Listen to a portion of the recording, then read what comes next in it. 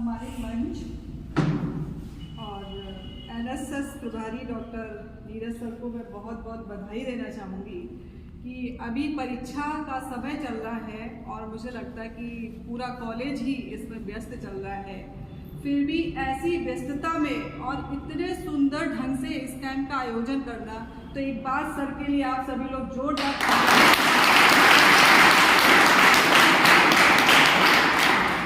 उनके मार्गदर्शन में इतना शानदार कैंप का आयोजन किया जा रहा है। मैं कैंप में तो नहीं आ पाती हूँ, लेकिन आपकी सारी इन्फॉर्मेशन कॉलेज ग्रुप पर, कॉलेज के पेज पर मोस्टली सारे ही टीचर्स पढ़ते होंगे, तो ये बहुत ही प्रशंसनीय बात है कि व्यस्तम बाकी तो सभी लोग हम लोग ड्यूटी करते हैं देन घर चले जाते हैं, सर इतना कंट्रीब्यूशन दे रहे हैं, तो ये बहुत ही प्रशंसा और बहुत ही धन्यवाद की बात है, जिसके लिए सर को बहुत बहुत बधाई।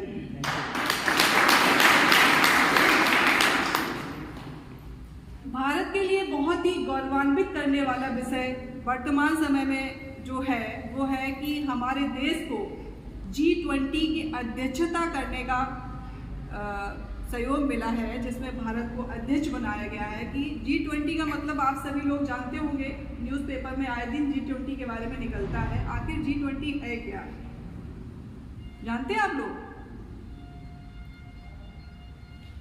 चलिए, G20 एक 20 देशों का एक ऐसा समूह है। आज हर प्रत्येक साल किसी न किसी देश को मेजबानी करने के लिए या अध्यक्षता करने का मौका मिलता है। इसमें ये होता है कि वो जो 20 कंट्रीज जो हैं, 20 देश जो हैं, ये अपना पूरा फोकस करते हैं उस पर्टिकुलर कंट्री पर जहाँ पर उसको अध्यक्ष बनाया जाता है। आजकल आप न्यूज़पेपर में आए दिन पढ़ते होंगे कि बहुत सारी कंपनियां जो हैं वो इंडिया में आ रही हैं निवेश करने के लिए।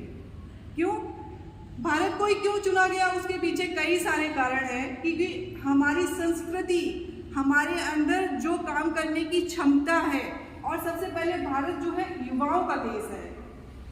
हमारे यहाँ की जो पॉपुलेशन है उसमें से अगर परसेंटेज निकाला जाए तो युवा पीढ़ी का परसेंटेज सबसे ज़्यादा निकलेगा। I am right sir? तो जहाँ पर सोचिए युवा ज़्यादा होंगे तो निश्चित तौर पर, जैसे ही यूथ का नाम आता है, अपने आप में एक एनर्जी, हमारे अंदर की ऊर्जा का संचार होने लगता है। यूथ का मतलब ऊर्जावान, कि हम थकते नहीं। जहाँ पर युवा ज़्यादा है निश्चित तौर पर वहाँ हमें वर्कर्स ज़्यादा मिलेंगे, काम करने की क्षमता ज़्यादा होगी उस कंट्री में।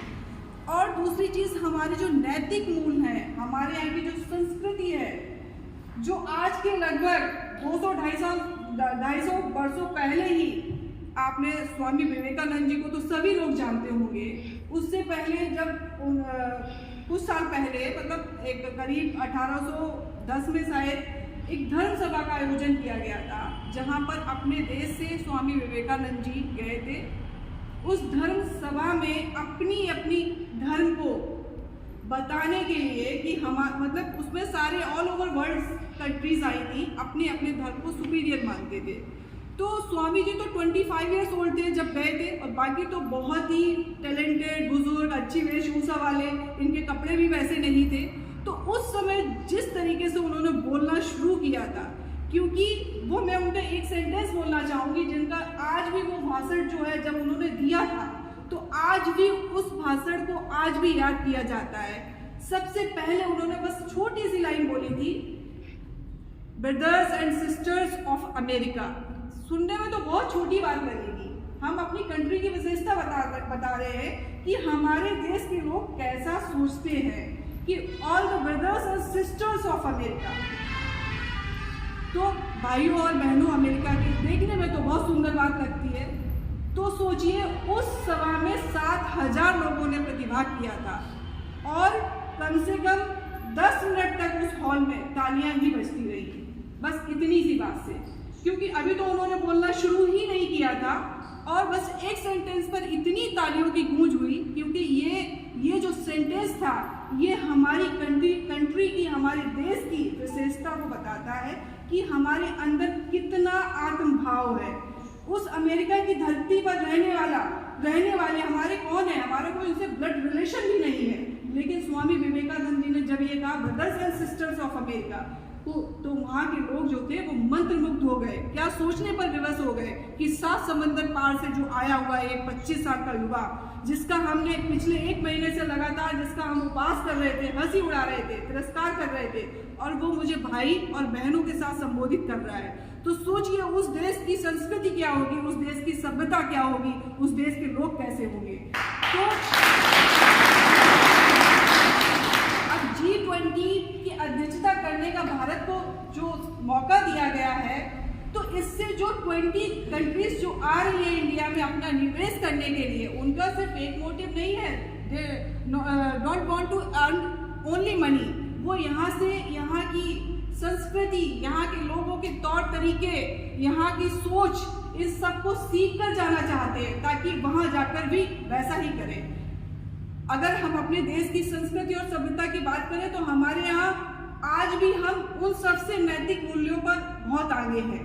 जिस महिला सशक्तिकरण का एक छोटा सा एग्जाम्पल देना चाहते हैं, हमारे यहाँ तो प्राचीन काल में तो बहुत अच्छी स्थिति थी महिलाओं की, लेकिन मध्य युग में कुछ ऐसी सामाजिक परिस्थितियां हुई जिसके कारण हमें महिलाओं पर बहुत सारे प्रतिबंध लगाने पड़े, अंकुश लगाना पड़े, क्योंकि उस समय का सामाजिक परिवेश ऐसा नहीं था कि महिलाओं को हम ओपनली बाहर भेज दें। तो तब से लेकिन होता क्या है कि बुराइयां जो हैं वो हमारी लाइफ स्टाइल में जल्दी समावेशित हो जाती हैं और उसको हमने अपना लाइफ स्टाइल बना लिया। लेकिन जिन देशों को हम बहुत विकसित मानते हैं, डेवलप्ड मानते हैं, उन देशों में तो महिलाओं को वोट देने का अधिकार भी नहीं था।